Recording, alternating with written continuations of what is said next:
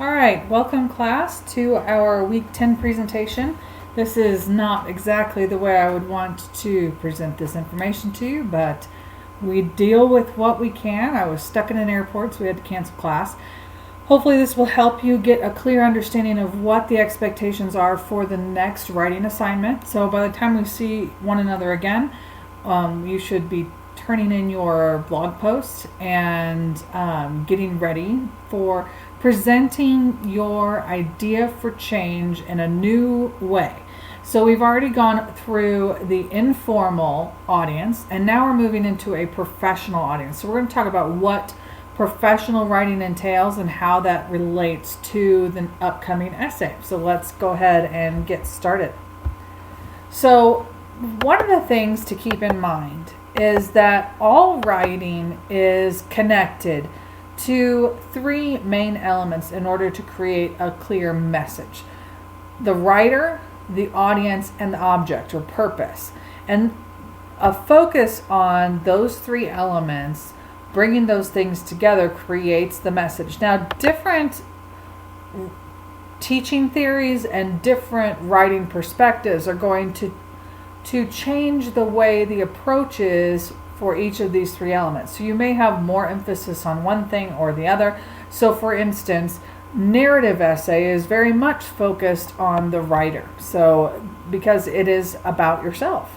And so we have a writer-centered message. Not saying that there is not a purpose or is not a consideration of the audience, but it's going to have more of a writer-centered focus. For professional writing, what we're moving into, professional writing has an audience-focused message and more toward the object and the audience than the writer, him or herself. Now, we don't discount the writer, but we do become very audience-focused. So we're going to talk about how that is done. So, qualities of a professional writer. Professional writing is collaborative. So basically that means that it's a communal work. It's going to incorporate subject matter, source material, and then those outside of the writing. So whether that's an editor or a boss or peers within your workplace, it becomes very collaborative, whether it is the writer and the reader together or it is a group effort. But writing in the professional world is very much part of a community. Professional writing is also audience focused, which I mentioned. One way I like to put this is being you focused. So how is the writing going to benefit the reader? How is the writing going to make the reader's job better, more professional, more efficient, whatever it may be? But how are you going to affect the audience? How are you going to help them along in their job in some way? So you're going to focus on the audience and the audience's needs. And professional writing is also interdisciplinary. So it's going to incorporate many different forms of writing and graphics and media in order to be effective. Now, professional writing can come in many different shapes and forms, whether that is a memo or a letter, like we're doing with this particular assignment coming up, or it could be a PowerPoint presentation or a video or a pie chart. So writing becomes interdisciplinary. So graphics and layouts are part of the creative process. I have a few quotes that I think that are very telling from people working within the professional world. So the first one says, "When I go around the country talking with big corporate clients, I am astounded at the number of managers who bewail the fact that nobody who works for them can write a simple paragraph. You can have the greatest ideas in the world, but they're no good to you or your company or your career if you can't express them clearly and persuasively." So I think that is really telling, because we have this person actually is a motivational speaker, and we have an element of the importance of writing, and even a reflection of those in a leadership role, having trouble with those that are underneath them because of their writing. Another great quote is from Paula Goodman. When hiring someone, Paula Goodman, a vice president and senior recruiter for Citigroup in New York City, finds that strong writing skills are, quote, a tiebreaker. If I have two job candidates in front of me equally qualified except that one can write well and the other can't, I'll hire the one who can every time. And I think that is just astounding to think about, really, because here we have someone that works for a huge corporation in senior management as a recruiter, so someone that is often trying to hire within the organization, and will say that writing well is going to be the crux of the hiring process. And I think that's really important to realize when we move into the professional realm. So let's talk about effective writing and how that relates to professional writing.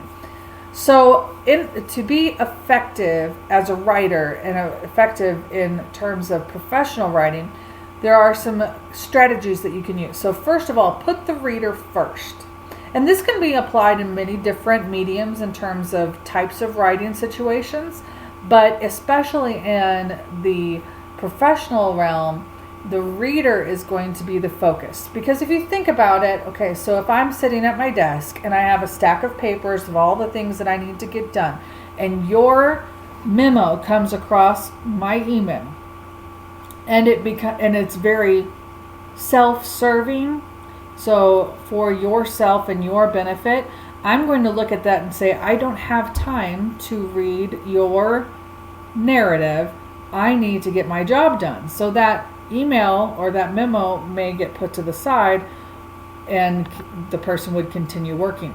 Now, if you can write in a way that's putting the reader first, and I can see the benefit of whatever your message is and how that will benefit my job, I might be more inclined to take a second look at it.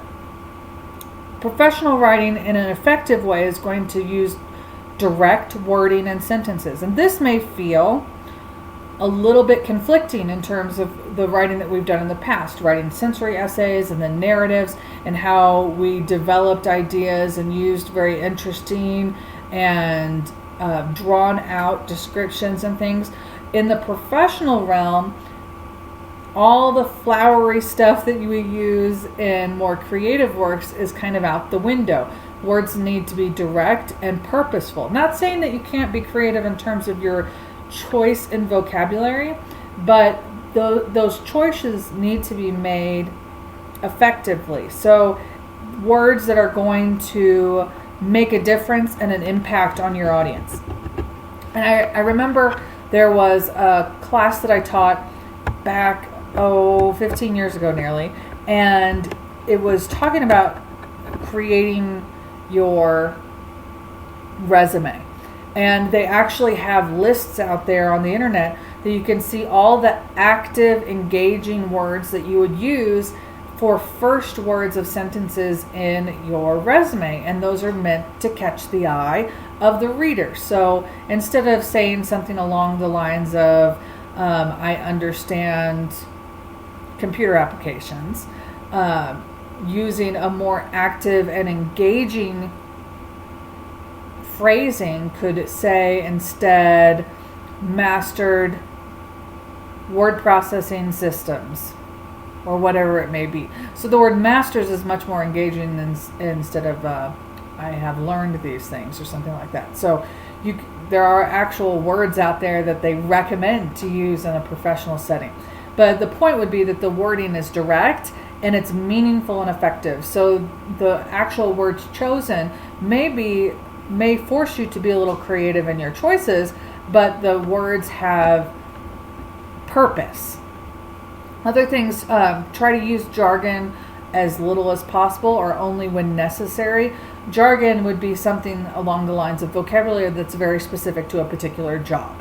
So if you are an engineer, you probably have a lot of information that would be inaccessible to other people because it relates directly to engineering.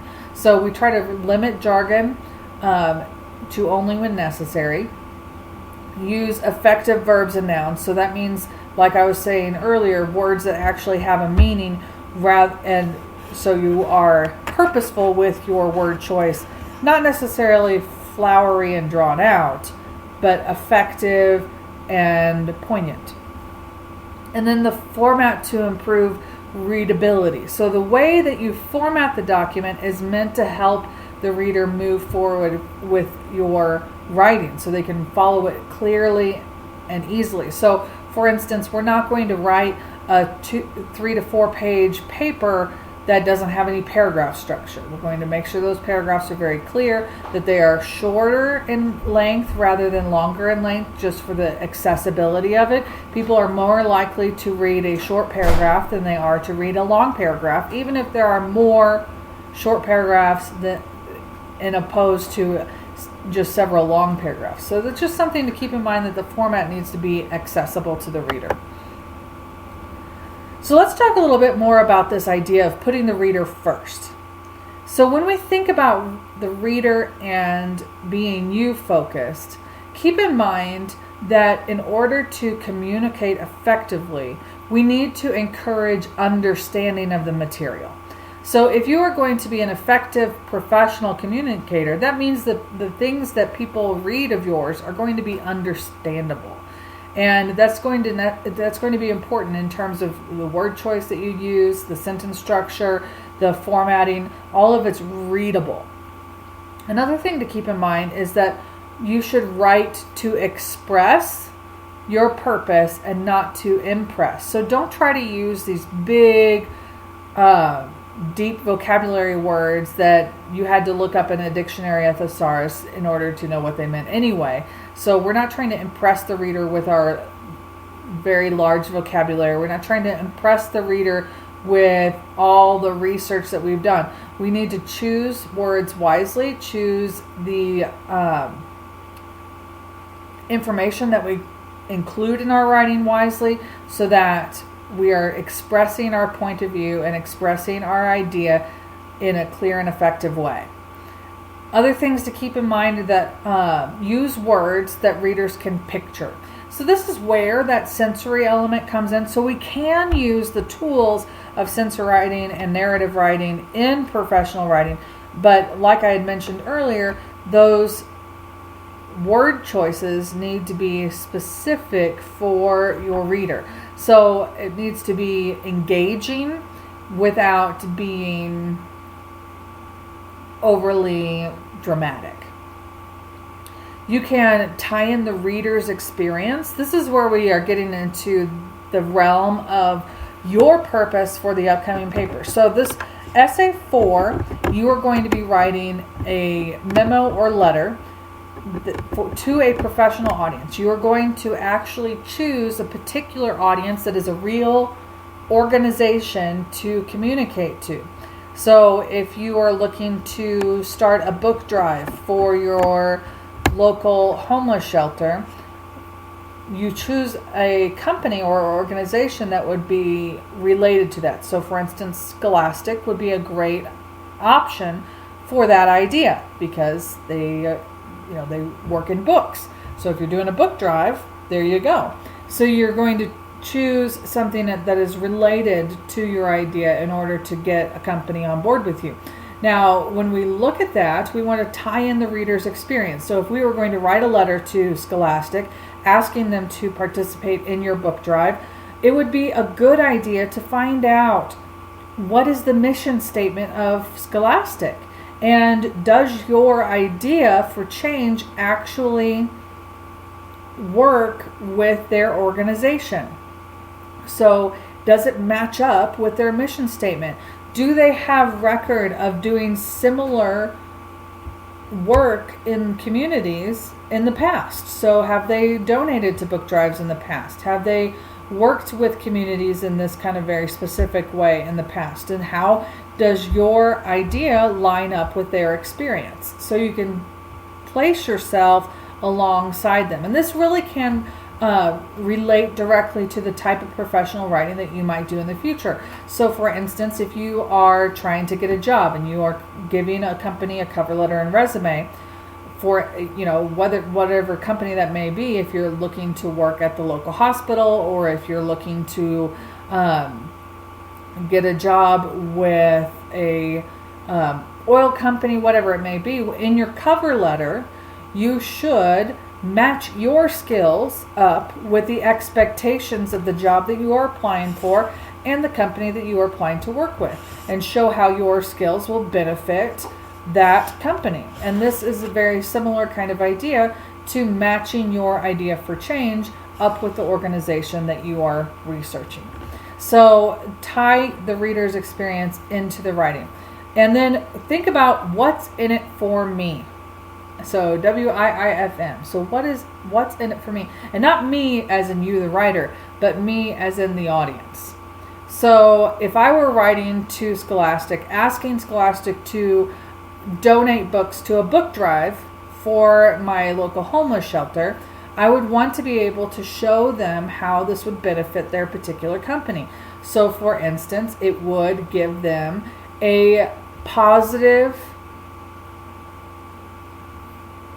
point of view, a positive outcome in the community here in this area. So if the school districts in the area see that Scholastic is invested in your community, then they would be more likely to promote Scholastic book drives in the schools. So if you see how these things can actually benefit Scholastic or benefit the organization that you are writing to, it can be more effective in communicating to that particular organization. Other things about professional writing. So you want to use direct language. So remember, time is money. So professionals need direct communication to be effective in their jobs. So let's look at a couple of examples. So the first one says, per our conversation, I am enclosing herewith a remittance of $25 for the balance due on my account. Now, this basically means that they're going to pay off the remaining balance on an account, and they've used several words to make it sound more, interesting, but it becomes just wordy. So instead of per our conversation, you could just say as we discussed, very direct. Here is the $25 remaining on my account. So you see how much more direct that is, and it uses less words. You go from 18 words to 11 words. Another thing would be to avoid wordy prepositions. Now, prepositions are phrases or groups of words that are directional. So they're giving indication of direction. So this could be, I like to think of it in terms of a squirrel and tree. So this, whatever the squirrel can do to the tree is generally going to be a preposition. So a squirrel can go over the tree, under the tree, around the tree, in the tree, out the tree, that all that kind of stuff. Now there are others like with and while. So we do have other words that are prepositions that don't quite line up with my squirrel and tree analogy, but it kind of gives you an idea. And you're always welcome to look up a list of prepositional phrases. Those are very accessible on the internet. But trying to avoid wordy prepositions can really help in terms of just being effective and direct in your language. So instead of in the amount of, you switch that to for. Instead of in order to, just use to. Due to the fact that. That could just be because. In the event that, if, during the time that, when, or while. So we don't have to use these very wordy phrases. We can use shorter, more effective phrases. I mentioned jargon earlier. So jargon is a specific word or phrase used to communicate within a specific profession, workplace, or technical specialty. And using too much jargon can lose the reader's attention, especially if the reader does not have a complete understanding of the jargon that you're presenting. Then it can just be trash. So I have a couple of examples. The new FMIS system from Global provides VOR/DME nav redundancy as well as enhanced GPS capability. Okay, so we've used a lot of acronyms and jargon And if you're like me, you probably went, huh? What does that mean? So instead, you can write, Global's new flight management system provides several ways to navigate your airplane, including the latest in satellite navigation. So there you go. Just much more accessible because the jargon has been removed or expanded upon. Another element I mentioned was using effective verbs and nouns. So this is trying to avoid things that are flowery or overdone.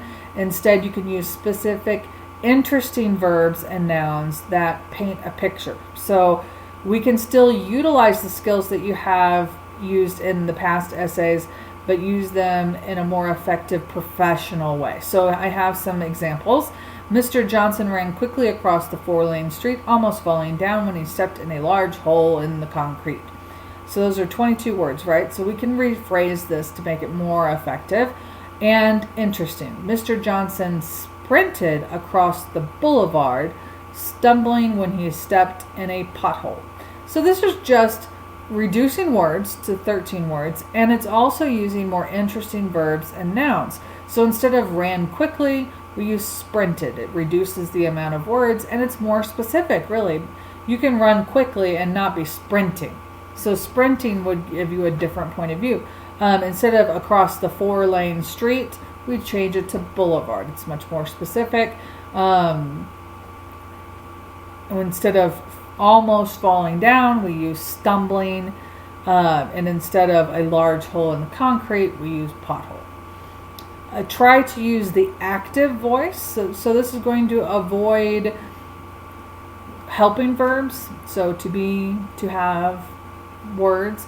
So use the company sells insurance, which is active, instead of insurance is sold by the company. So you notice the shift in subject. So the subject of the more active would be the company, which is actually doing the action, selling. Now, insurance is not the one doing the selling. So if we switch that around, it becomes passive.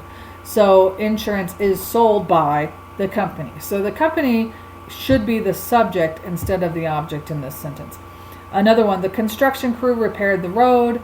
The road was repaired by the construction company. So here we go again, where the passive voice takes away the action from the one doing the action. So the construction crew is the one doing the action of repairing, so they should be the subject of the sentence. All right, so another element would be format, right? Because in a professional realm, we're going to format documents to make them accessible to the audience. And one of those things is to use a format that is well known by that audience so they know what to expect. So I have up here 3 different formats for letters, and these are professional letters, and you can choose any of these 3.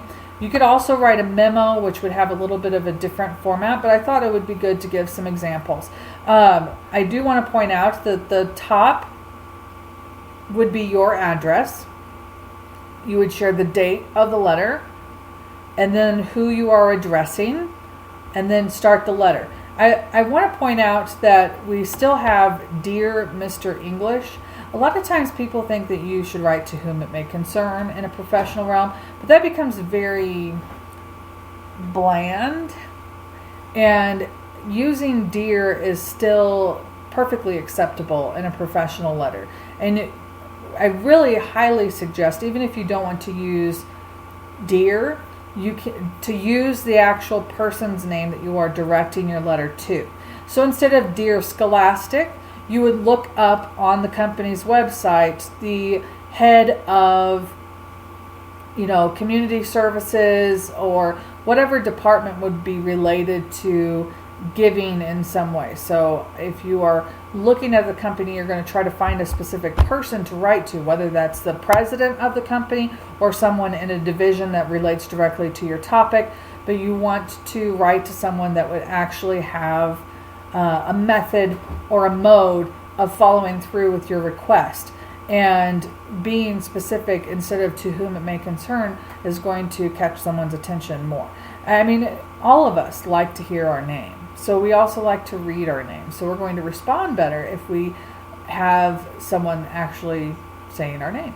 So keep that in mind. So the letter format's going to start with your address, the date, the person you are addressing and their address, and then your salutation, dear so-and-so. You're going to have a paragraph, your paragraphs in the letter. You're going to have a closing, which could include sincerely or all the best. You're giving some sort of closing with your name to follow. So this same format is found in each of these letters in terms of what is included. It's just the way that it's included. So I remember when I was a kid, I learned that we put our address on the right hand side of the page and the date on the right hand side of the page, and then do the rest of it in the middle, or on the left hand side and do your closing in the middle. And that's a completely fine format to use in professional writing. And then over here on the right, I have a little bit more modern take on a letter format. So I have my address in the centered element, so the writer's address centered at the top with the date centered, then everything justified to the left, and the closing centered as well. So these are just some options, but keep in mind the actual content includes your address, the date, the address of the actual person you are writing to, a salutation that includes that person's name. We have clear paragraph structures. These are block paragraphs, so they don't indent the first line. They're instead putting extra space between the paragraphs, and that's very indicative of professional writing, so you could definitely do that. And they all have closings as well with your name. So understanding the workplace writing. So two particular ideas have developed in the last 20 years or so that help us understand and compose effective workplace writing. One is rhetorical awareness, and then the user-centered design. So this is reader-centered approach, which we've already talked a lot about, that reader-centered approach, but I wanted to talk about rhetorical awareness. And this is understanding the purpose in which you are writing. Rhetorical is just along the lines of the method of communication. So understanding, being aware of the particular type of writing that you are doing, and approaching that in a specific way. So for instance, oftentimes in business, communication between people that work in the same workplace are going to be in the form of memos. And it's a very common type of format. If you are writing from outside of the company to the company, generally that's going to be in the form of a letter. And different types of professional writing depends on the way that you're going to present things. So if you're writing a PowerPoint presentation for a company, then you're probably going to include a lot of graphics. So understanding the type of writing you're doing and then matching your voice and your structure to that type of writing can be very beneficial. Let's talk a little bit more about rhetorical awareness. So the idea of rhetorical awareness for workplace writing includes the following concepts. Workplace writing is persuasive. So persuasive writing means that you're trying to get the audience to do something about your topic, or trying to get the audience to agree with you about your particular topic. So for example, when a writer composes a resume, the persuasive goal is to get the job interview.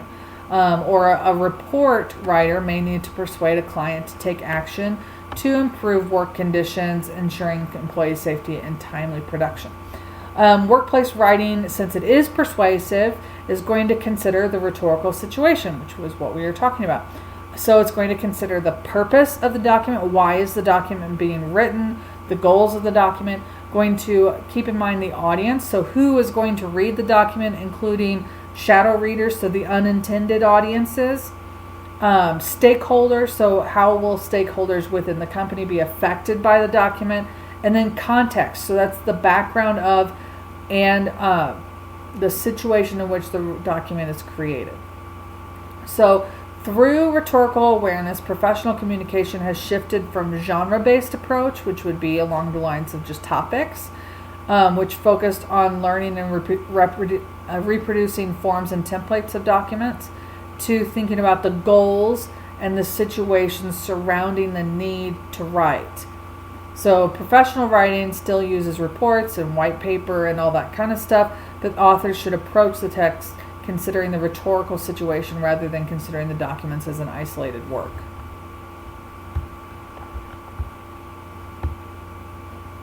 And then the user-centered idea or design, which we've talked about a little bit with this presentation previously, always thinks and considers the audience first. So consider your readers based on their expectations. So what information do your readers expect to get? What can be provided to your readers? You need to consider their readers based on their characteristics. So what specifically about that particular reader is going to match up with your particular point or your purpose. So who specifically is reading the work? Is the audience part of the decision-making process? Will stakeholders read your work? Is the audience a mixture of different people, decision makers, stakeholders, shadow readers? What organizational positions does the audience hold? And how might that affect the document? So for instance, if you're writing to a peer, someone that's on the same level with you at a workplace, as opposed to a boss, the language that you use may differ. Other things is you consider the context. So, you can consider the audience's goals. So what are your readers planning to accomplish? What should be included in your documents so that your readers get the information they need? And then finally, the context. So what type of situation do the readers need this information?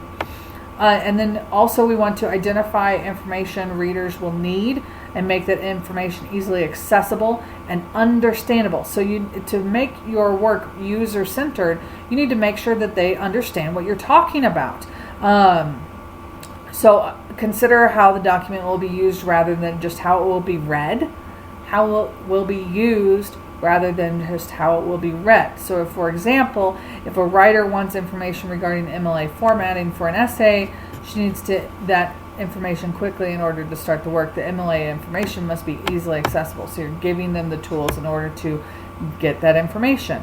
So whether that's sharing links or it is offering research elements or just providing the tools yourself. So a lot of times in professional writing we'll see enclosed at the end of the letter, so you know that within this letter is also all these other things. So when you have a cover letter that you're sending to get a job, at the end you would say enclosed resume, and you would include the resume with your packet of information.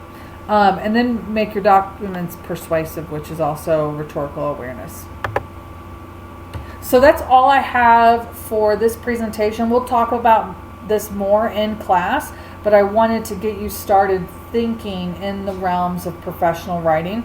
If you do have any questions, please let me know, and otherwise we will see you in class on Wednesday.